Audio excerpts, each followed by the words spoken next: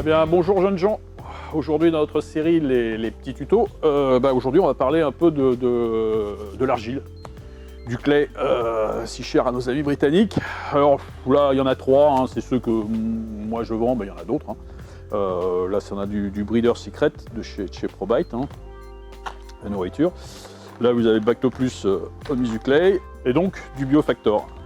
Alors le Biofactor est un peu différent, il y a de l'argile mais il y a un petit peu plus de choses rajoutées encore avec, c'est la recette secrète japonaise, mais bon, ça fait partie du même type de produit.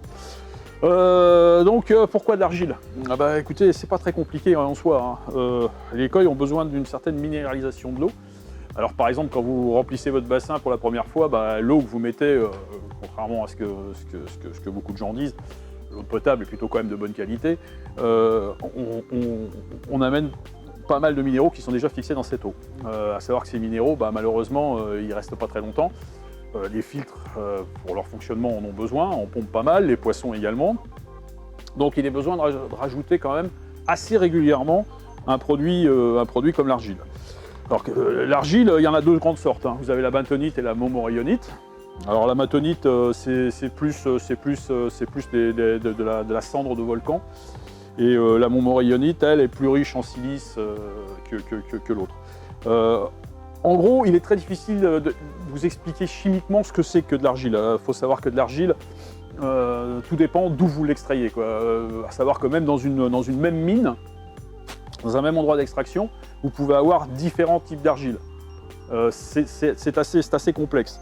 Par contre, il y a une base. Alors la base, c'est carbonate de calcium, manganèse, magnésium, potassium et fer. Voilà, ça c'est la grande base de tous les argiles. Donc après, un argile, ça peut être constitué entre 17 et 78, je crois, composants différents. Donc vous voyez, c'est pas simple d'exprimer exactement ce que c'est que l'argile. L'argile, c'est quelque chose de très fin et qui permet d'englober. C'est un pouvoir de rétention important.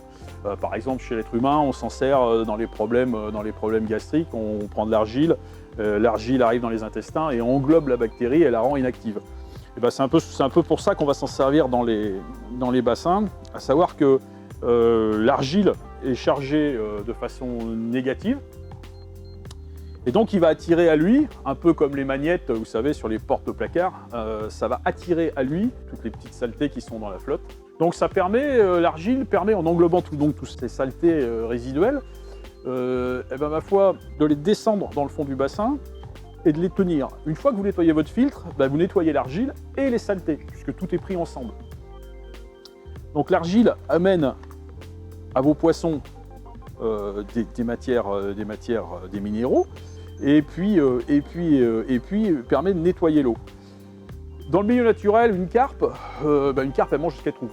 Elle mange un peu n'importe quoi, des petits animaux, des petits vers, des mollusques, enfin absolument tout.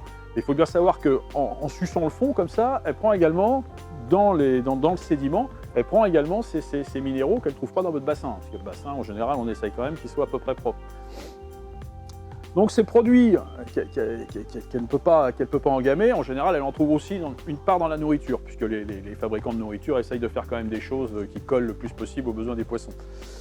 Mais il faut savoir aussi que les poissons captent beaucoup de minéraux par les ouïes. Donc, là encore, tout l'intérêt d'amener régulièrement des minéraux qui vont permettre au poisson de construire son corps, de former des écailles, etc. Il y en a besoin. C'est comme un enfant, quoi. Il faut absolument qu'il puisse évoluer avec ce qu'il a besoin. Alors donc, je vous disais, dans le milieu naturel, les poissons arrivent à trouver des minéraux qui sont dus au pourrissement, entre guillemets, des matières organiques qui sont mortes, des poissons morts, des batraciens morts, etc. Ça s'appelle la minéralisation, hein, ça porte bien son nom. Donc là, ici, on passe tout ce processus-là et on amène directement les minéraux nécessaires. Voilà. Donc je vous répète, c'est quelque chose qui, à mon avis, n'est pas assez utilisé dans les bassins. C'est simple, c'est pas très cher parce qu'il n'en faut pas des doses fantastiques.